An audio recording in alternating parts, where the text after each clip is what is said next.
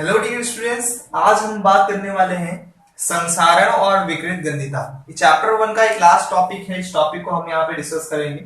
बहुत important topic है ये भी, 2 मार्क्स का शॉर्ट क्वेश्चन में आ सकता है ये एग्जाम में, तो इसलिए इस टॉपिक को डिस्कस करना बहुत ज्यादा इंपॉर्टेंट हो जाता है। तो यहाँ पे संसारण और विकृत गंधिता 2 टॉपिक के बारे में यहाँ पे डिस्कस करने वाले हैं। तो सबसे पहले यहाँ पे संसारण की बात कर लेते हैं कि संसारण क्या होता है, जिसे हम लोग इंग्लिश में बोलते हैं कोरोजन। ओके, सपोज आप लोगों ने देखा होगा कोई मेटल की कोई चीज हो, कोई वस्तु हो, ठीक है। तो मेटल की कोई वस्तु को लंबे समय तक यदि रखा जाता है तो उसमें बोल सकते हो वो कोरोज होना, उसका चमक थोड़ा सा डल हो जाता है, कम हो जाता है, ठीक है। तो चमक किस रीजन से कम हुआ, ठीक है। तो पहले तो लाते हो नया रहता है तो बहुत ही चमकता रहता है, तो बोलते हैं वाह बहुत ही बढ़िया मेटल मिल गया मुझे, ठीक है। बट कुछ समय के बाद क्या होता है, धीरे धीरे उसकी चमक खत्म होने लगती है, तो मालूम चलता है कि पुराना हो गया बर्तन, फेंक दो, इसे नया लेकर आते हैं। ओके, तो ये पुराना किस लिए हुआ, उसकी चमक क्यों डल गई? तो रीजन क्या है कि वो मेटल जो था वो क्या हो गया, कोरोड हो गया, मींस उसको संसाधित हो गया। इस रीजन से क्या हो गया,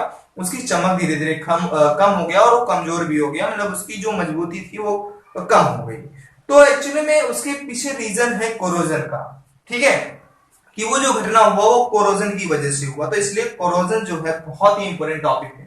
इसके बारे में स्टडी नहीं किए हो तो ऐसे ही बहुत सारे मेटल आएंगे और ऐसे ही आप घर से बाहर निकालते फेंक देते रहोगे, ठीक है, ये नहीं समझे रहोगे। तो यहाँ पे सबसे पहले डेफिनेशन देख लेते हैं कि कोरोजन क्या होता है। जब कोई धातु की कोई वस्तु हो, वो जब अम्ल अथवा आर्द्रता, जिसे हम लोग मॉइस्चर कहते हैं, तो या फिर हवा के संपर्क में आता है तो वो क्या होने लगती है, संसारित होने लगता है, उसमें कुछ चेंजेस दिखाई देता है।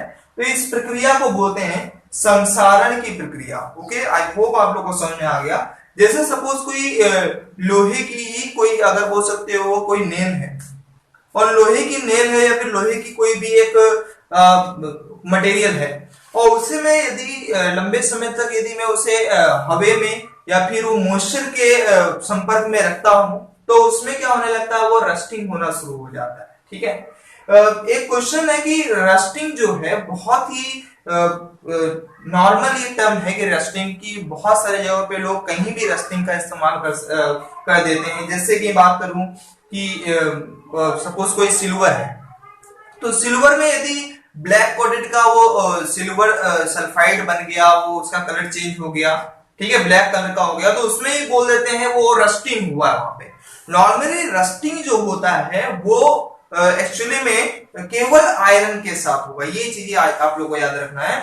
रस्टिंग में जो जंग लगने की जो प्रक्रिया है, वो जंग लगने की जो प्रक्रिया है वो केवल आयरन के साथ होता है। मींस लोहे की कोई वस्तु होगा तभी उसमें रस्टिंग होगा, मींस उस प्रोसेस में रस्टिंग होता है, उस मेटल में रस्टिंग होता है, ना कि कोई अलग कोई मेटल हो, ठीक है। जैसे सिल्वर में हुआ, सिल्वर के साथ कोई अगर कॉपर के मटेरियल में हो गया कुछ, ठीक है, कुछ चेंजेस दे, तो वहां पे उसे रस्टिंग नहीं बोलेंगे। जैसे जनरली अगर मैं बात करूं, आयरन की कोई चीज आयरन है और यदि वो बोल सकते हो एयर या फिर मॉइस्चर, ठीक है, इसके अटैचमेंट में आता है, तो वो क्या होता है, उसका बोल सकते हो कि वो हाइड्राइड हो जाता है, ठीक है, हाइड्रेटेड, ठीक है। फिर क्या बन जाएगा, आयरन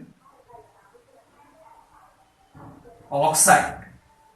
ये हाइड्रेटेड आयरन ऑक्साइड में बदल जाता है। तो इसलिए तो यहां पे जो प्रोसेस हुआ है वो क्या कहलाएगा, रस्टिंग कहलाएगा, ठीक है। इस प्रोसेस को रस्टिंग बोलते हैं, और रस्टिंग की वजह से उसका जो कलर होता है वो रेडिश में बदल जाता है, मींस रेड कलर में हो जाता है, ठीक है। आप लोगों ने देखा होगा कोई भी मेटल की कोई चीज हो, मींस आयरन की कोई चीज हो, उसे हवा मींस एयर, ऑक्सीजन और मॉइस्चर के कोई संपर्क में रखते हो तो क्या होता है, वो हाइड्रेटेड होकर वो आयरन ऑक्साइड में बदल जाता है, और उसे हम लोग बोलते हैं रस्ट बोलते हैं एक्चुअली में, ठीक है। तो यहाँ पे रस्टिंग की जो प्रोसेस होता है वो केवल आयरन में देखने को मिलता है, मींस लोहे की कोई चीज होगा उसमें ही देखने को मिलेगा। अब एक क्वेश्चन और आता है कि यहाँ पे आयरन जो है कि आयरन ये केवल ऑक्सीजन, रस्टिंग के लिए केवल ऑक्सीजन जरूरी है? नहीं, ऑक्सीजन के साथ साथ जब तक मॉइस्चर नहीं होगा तब तक रस्टिंग का प्रोसेस नहीं होगा, मतलब दोनों का होना बहुत ज्यादा जरूरी है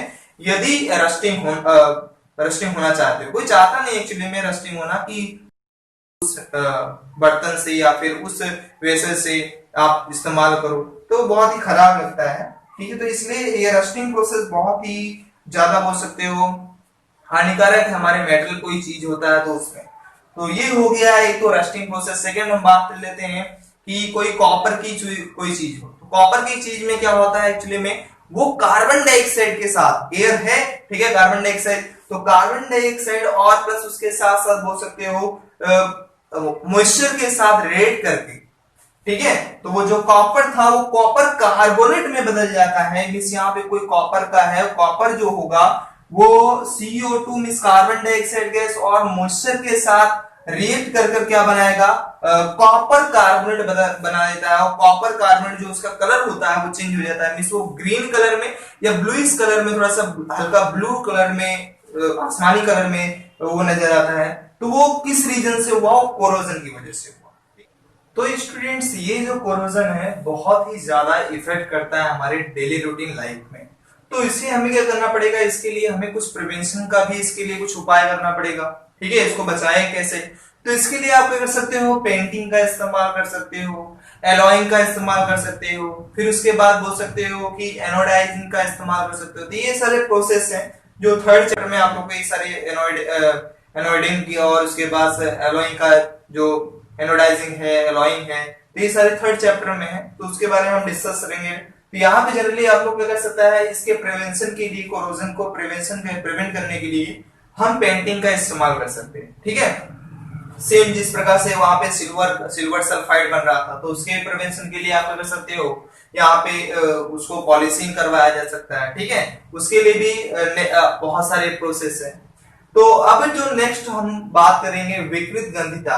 ठीक है, विकृत गंधिता यहाँ पे रेंसिडिटी बोला जाता है इसे। तो विकृत गंधिता होता क्या है, तो कोई भी वसायुक्त कोई पदार्थ हो या फिर कोई तेलीय खाद्य सामग्री है, जब उसे लंबे समय तक रखा जाता है तब उसका स्वाद और गंध क्या होता है, बदल जाता है। जिस प्रक्रिया को क्या कहते हैं, विकृत गंधिता कहते हैं। ठीक है, तो मतलब सपोज कोई अगर फूड मटेरियल है उसे मैं लंबे समय तक ऐसे ही खुले रखता हूं, तो क्या होता है, उसका जो स्वाद होगा या उसकी स्मेलिंग जो होती है वो बदल जाती है। ठीक है, और वो खाने में भी थोड़ा सा अजीब लगता है, उसे वो डाइजेस्ट भी नहीं हो पाता हमारे, ठीक है, शरीर में। तो ऐसी प्रक्रिया को बोलते हैं विकृत गंधिता। सपोज अगर कोई वेफर्स है, वेफर देखे होंगे, तो अगर वो खराब हो जाए वेफर्स, तो उसका कलर चेंज हो जाता है। ठीक है, उसकी स्मेलिंग भी चेंजेस आने लगती है। ठीक है, और भी कोई फूड मटेरियल है तो उसकी भी स्मेल बदल जाती है। सपोज अगर कोई घर में कोई सुबह खाना बना है, ठीक है, और वही सुबह नेक्स्ट अगले दिन सुबह उसे देखो तो क्या होता है, उसकी स्मेलिंग अजीब तरह की आती है। ठीक है, खाने का नहीं मन है, खाने का क्या, उससे दूर भागोगे ऐसा लगेगा। तो वो जो प्रक्रिया हुई है तो उस प्रक्रिया का नाम वहां पे विकृत गंधिता है। अब इसको हमें क्या करना पड़ेगा, प्रिवेंट करना पड़ेगा। एक खराब खाना किसी को अच्छा नहीं लगता, जिसको अच्छा लगता है वो जरूर बताए। ठीक है, उसके लिए बहुत सारे खराब खाने मिल जाते हैं। ओके, तो ऐसा कुछ भी नहीं होता कि किसी को खराब खाना अच्छा लगे। तो सभी को अच्छे और स्वादिष्ट खाने मतलब खाना चाहिए, और लोग खाते ही हैं जनरली। तो इसलिए क्या करते हैं, इसको हमें क्या करना पड़ेगा, प्रिवेंट करना पड़ेगा। मतलब खुराक को कैसे लंबे समय तक रखा जाए कि वो खराब ना है। तो उसके लिए ऐसे वेसल्स का इस्तेमाल करो जिसमें हवा पास आउट ना हो। जब वो हवा पास आउट ना हो, एयर के संपर्क में ही नहीं आएगा, तो वो खराब ही नहीं होगा। ठीक है, तो इसलिए क्या कर सकते हो, वहां पे ऐसे वेसल्स का इस्तेमाल कर सकते हो।